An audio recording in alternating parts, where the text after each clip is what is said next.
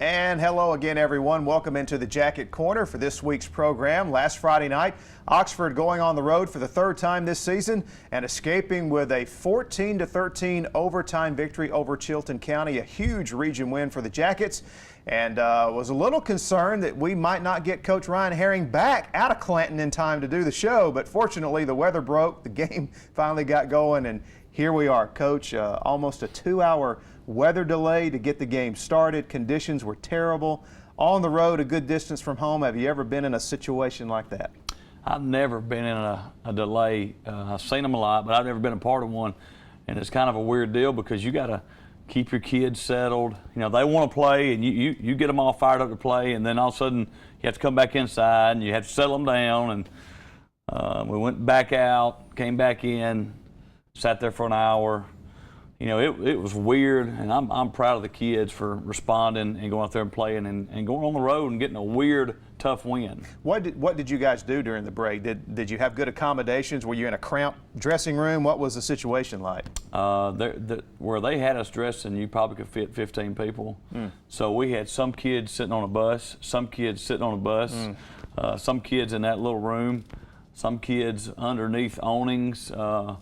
It was a bad setting for us, but somehow the kids endured and we came out with a win. What do you do during that time? Are you do you get together with position coaches and talk to the kids? Do you just try to get them as comfortable as possible and keep fluids in them? I mean, how did you handle it? That was the main thing we did because it was real muggy, you know, and there was no air conditioning in the dressing room. So kids are still sweating, so you're losing liquids. So we try to get them to keep drinking water, try to get them to get off their feet, just stay relaxed, just bear with us. We're going to play tonight. Just let this weather pass. And finally it did, and like I said, I mean, my hat's off to our kids. Well, you were the road team, which makes it even more difficult on you. So not only did you have to deal with Chilton County, you had to deal with the conditions, so I know you must be proud of how the team handled both. Oh, I mean, I couldn't be prouder because it was just a weird night. You're almost 2 hours away from home, and where you're dressed and all that is you know, it's from 1942. So I can't say enough about the kids and how they handled it.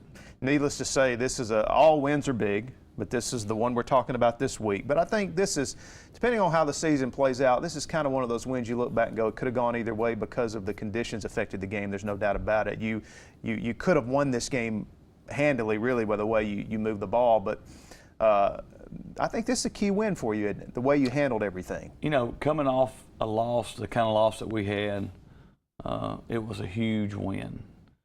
Because it was a region win, but we needed to bounce back. And you know, having to go on the road 2 hours to a place these kids had never been, and they didn't have any hatred or grudge against Chilton County. So, you know, it was a big win in a lot more ways than what people realize. All right, a great win, a great game too. We've got all the highlights coming up from Chilton County and Oxford from last Friday night. Stay with us as we continue in the Jacket Corner. Got some running room, coming back across the field. He's at the 40, looking for a lane, breaks the tackle. He's at the 50, 45. In the air.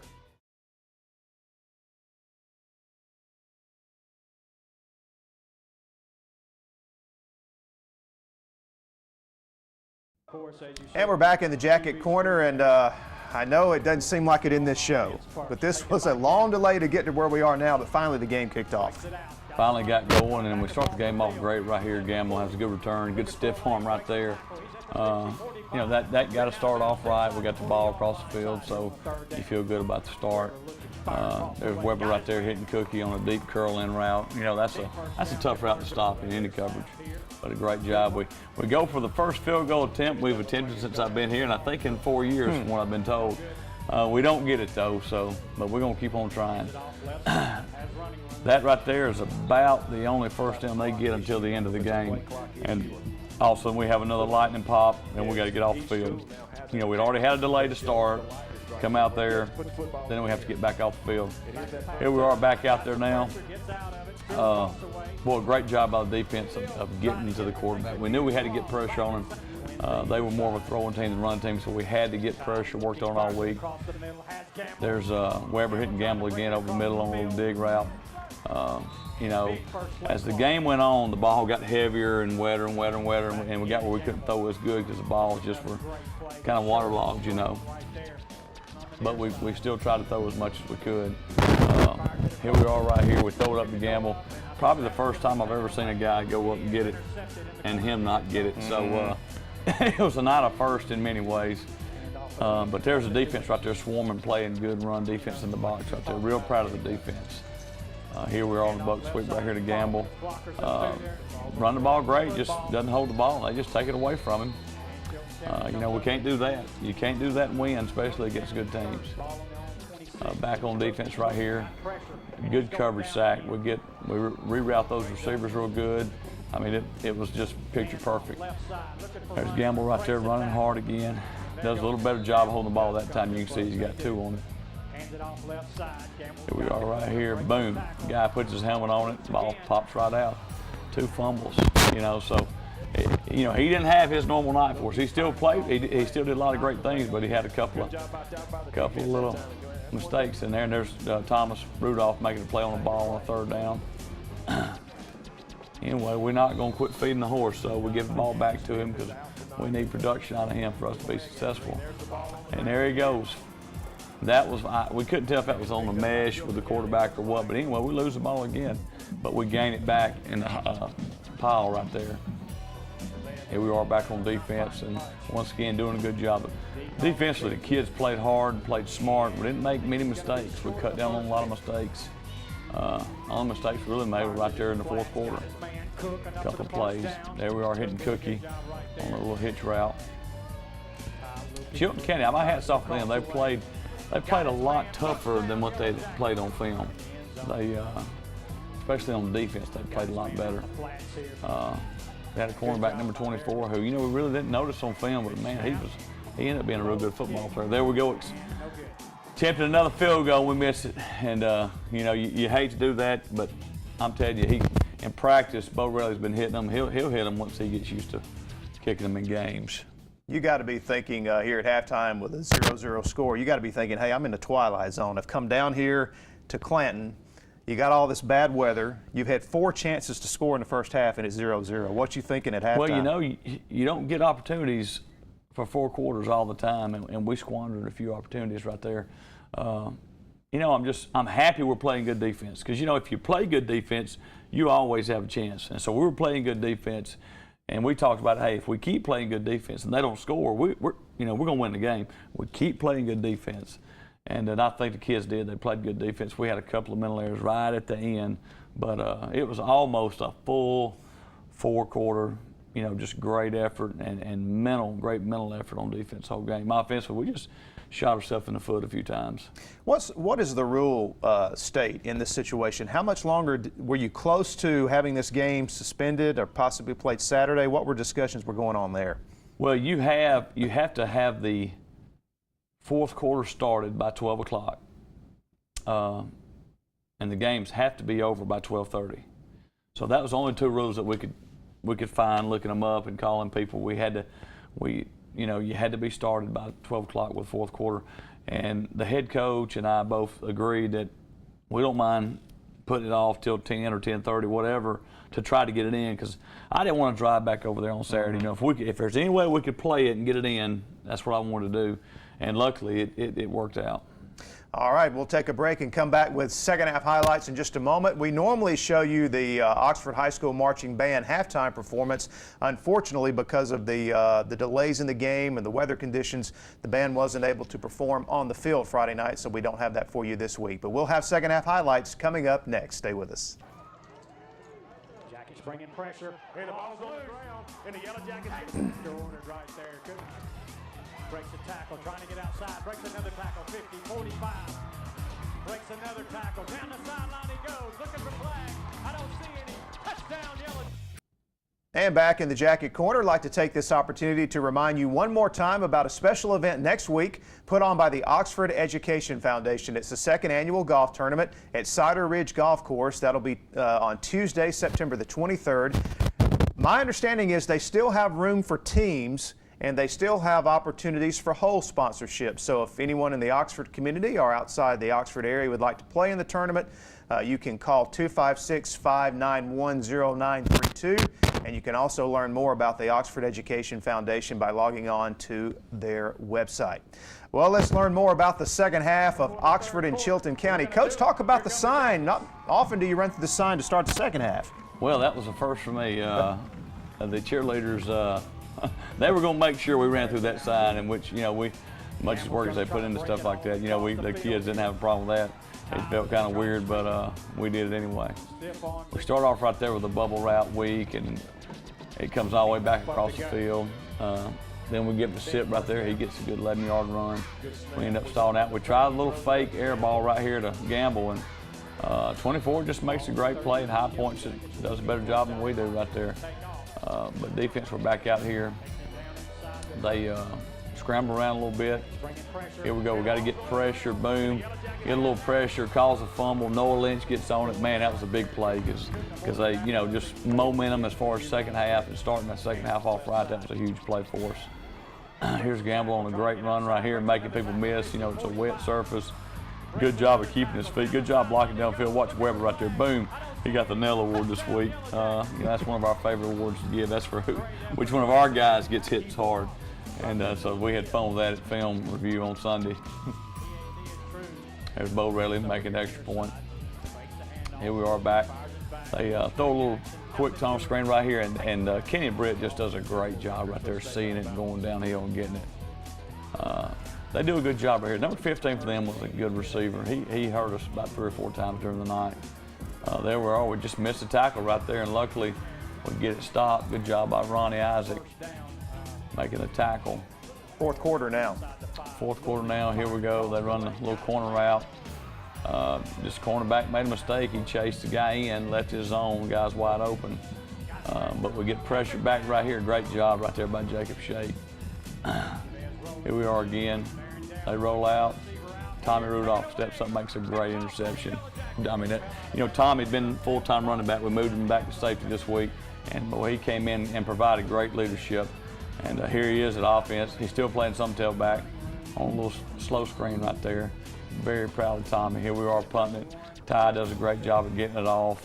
Only problem is we got too many white jerseys that don't make a tackle on the blue one. When you just got to be of the mindset, I'm going to make the tackle. We got too many people hoping somebody else makes the tackle. So we got to improve on that. I didn't know that was an issue for us, but we got to improve on our punt coverage. And there they are. They get it, number 15. We know 15 is going to get it. We try to get help from the inside linebacker, but he just makes a great throw and great catch. So my hat's off to 15. He was a good player.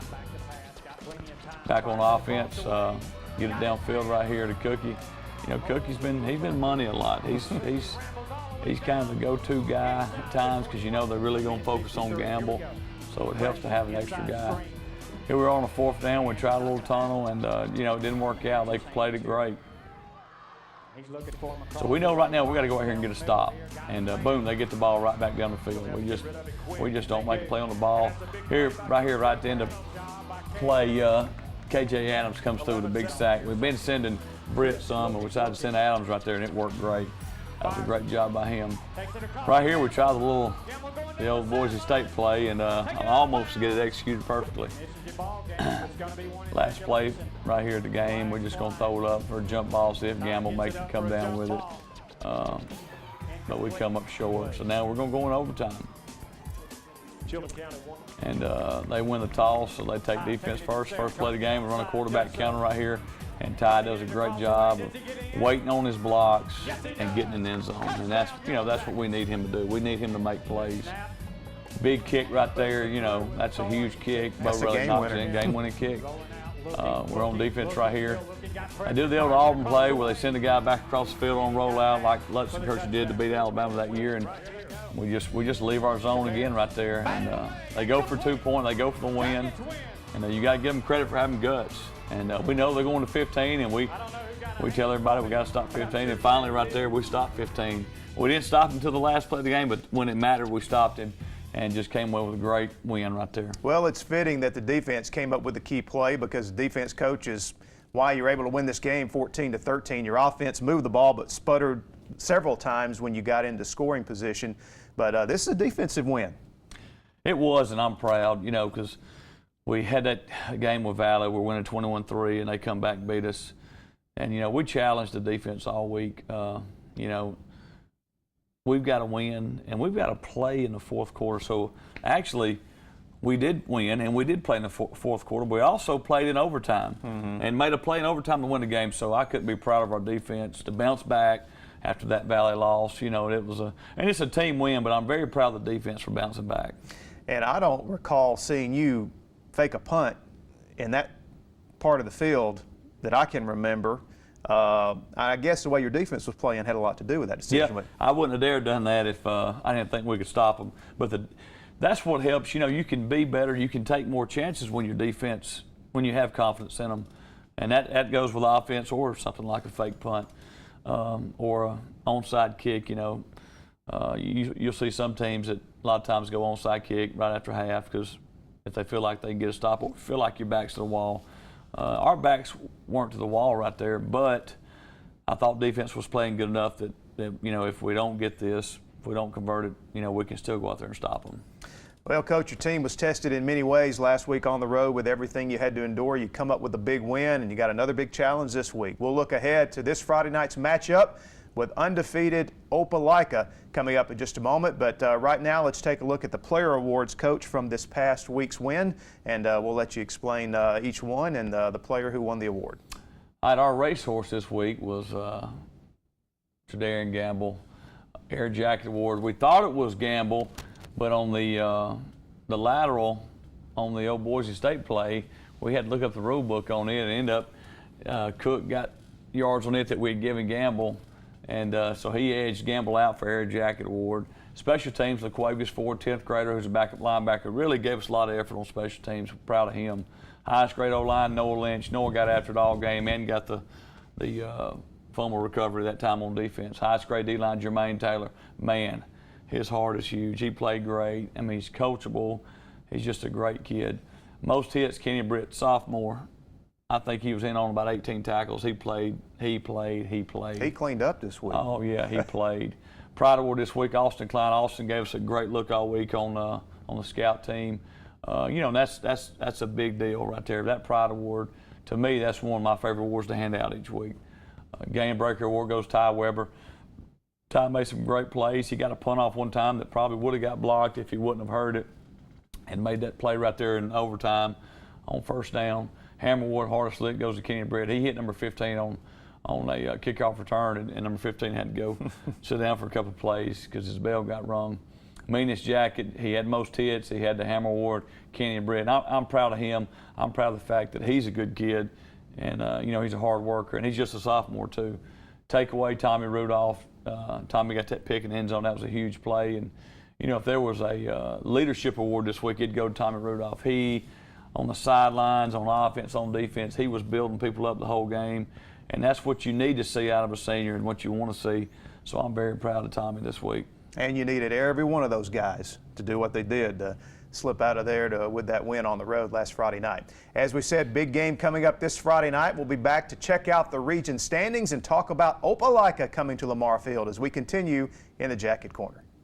Ty taking it himself, trying to get outside, does so. Trying to get it across the way, does he get in? Chavez batted away, incomplete. I don't know who got a hand on it, but I'm sure glad he did.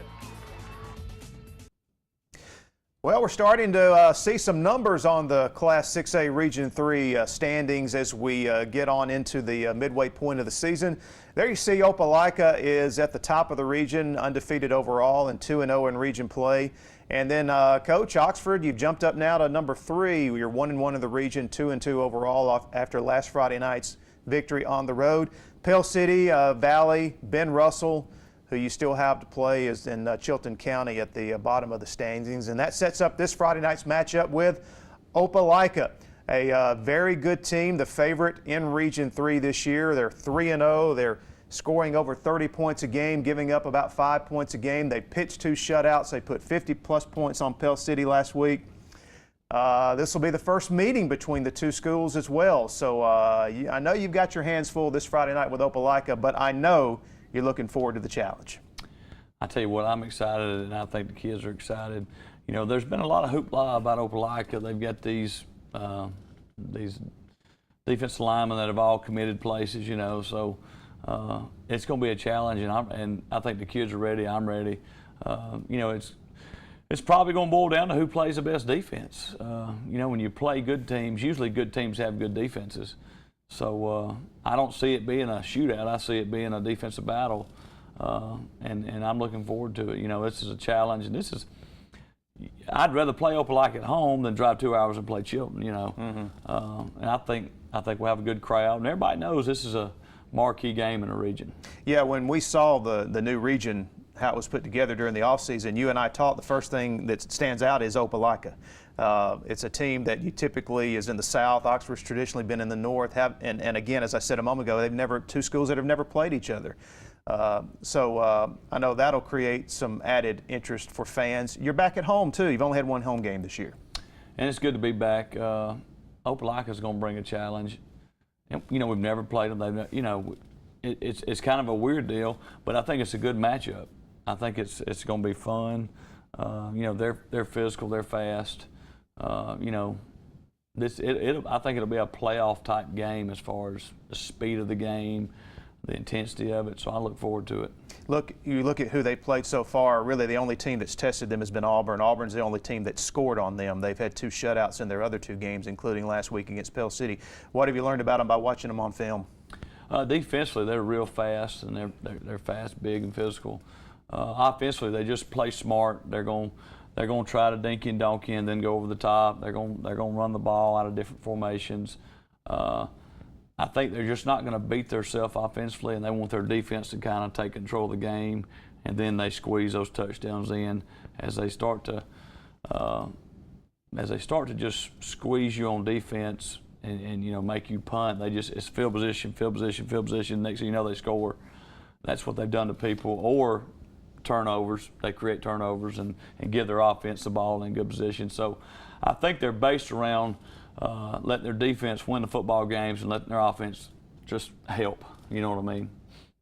All right, should be a great matchup this Friday night, not just in the region, but one of the marquee matchups in the entire state of Alabama as Opelika comes to Lamar Field to take on the Yellow Jackets. Coach, best of luck this Friday night. Thank you. All right, should be a big crowd on hand, and we will be back with you again next week for all the highlights of Oxford and Opelika right here on the Jacket Corner. But we're going to do it. Here come the Jackets. Got plenty of time. Fires it across the way. Got his man. Hold on to the football, Cookie. Breaks a tackle, trying to get outside. Breaks another tackle, 50, 45. Breaks another tackle, down the sideline. Plays. Ty taking it himself, trying to get outside. Does so. Trying to get it across the way. Does he get in? The Bears batted away. Incomplete. I don't know who got a hand on it, but I'm sure glad he did.